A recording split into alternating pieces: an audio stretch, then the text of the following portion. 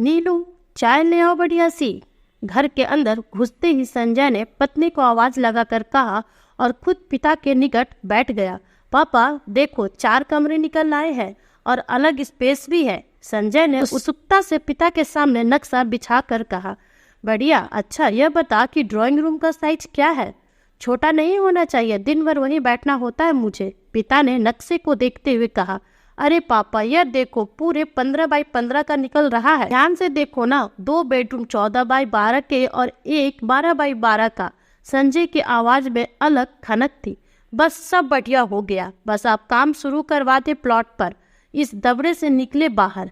पिता ने कहा, रसोई का क्या साइज है? नीलू ने पूछा। अरे यार तुम चाय रखो, पहले ही बहुत थक गया हो, संजय ने कहा। संजय और ससुर जी को चाय पकड़ा नीलू फिर नक्शे को देखने लगी। 8 बाई 8 की तो रसोई बहुत छोटी बनेगी, नीलू बोली। 8 बाई 8 की रसोई छोटी नहीं होती है, और वैसे भी तुम्हें कौन सा रसोई में खाट बिछानी है? खाना ही तो बनाना है। चाय का घूंट भरते हुए संजय बोला, मेरा तो पूरा दिन वही बीतता है, बस खाट ही नहीं बिछती। गर्मी में कितनी घुटन हो जाती है, तुम क्या जानो? नीलू के स्वर में उदासी थी। अरे यार, मम्मी ने पूरी जिंदगी इस 6 बाई 6 की रसोई में बिता दी, उन्होंने तो कभी शिकायत नहीं की छोटी सी रसोई की। संजय चिढ़ते हुए बोला, कभी खड़े होकर देखना, जून की गर्मी में पता चल जाएगा कि मैं शिकायत कर रही हूँ या परेशानी बता रही। नीलू बोली, यार नौटंकी ना करो, काम में विघ्न मत डालो, अब नक्शा बन गया है। संजय झल्लाते हुए बोला, तो ठीक करवा ले नक्शा। शिकायत नहीं की तो क्या मुझे दिक्कत नहीं थी? खूब परेशानी होती थी इस पिंजरे सी रसोई में खाना बनाने में। पूरी जिंदगी सोचती रही कि अगर नया घर बना तो रसोई खूब खुली बनवाऊंगी। अब तक चुप बैठी संजय की माँ बोल पड़ी, सच में माँ, मैं अपने बेडरूम से ज्यादा रसोई को खुला चाहती हूँ, ताकि 4 मेहमानों के आने पर खाना बनाने में दिक्कत ना हो। सास की बात से बल ले नीलू बोली, बिल्कुल सही। औरत की पूरी जिंदगी रसोई में धुएं में स्वाहा हो जाती है, लेकिन किसी को इसका एहसास नहीं। संजय, तू रसोई का साइज 2 फुट बढ़ा और देख रसोई में हवा और रोशनी बराबर हो, माँ ने आदेश दिया। फिर तो ड्राइंग रूम छोटा करना होगा, पापा से पूछ लो पहले माँ।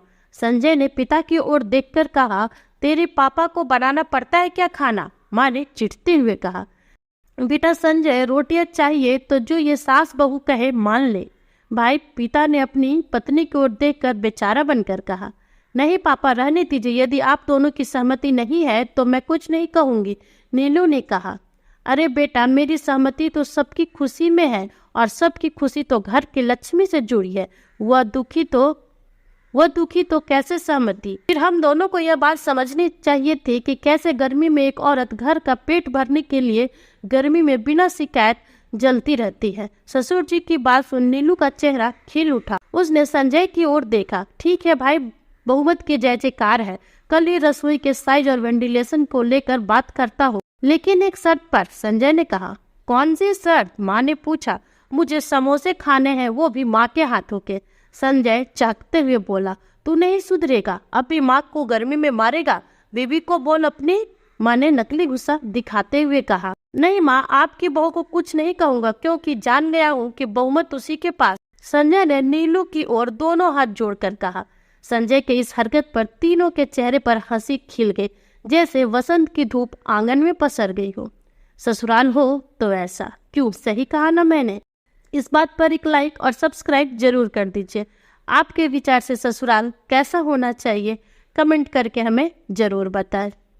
ओके फ्रेंड्स, फिर मिलूंगी न्यू वीडियो में नए कहानी के साथ। तब तक अपना ख्याल रखें और स्वस्थ रहें। Bye bye.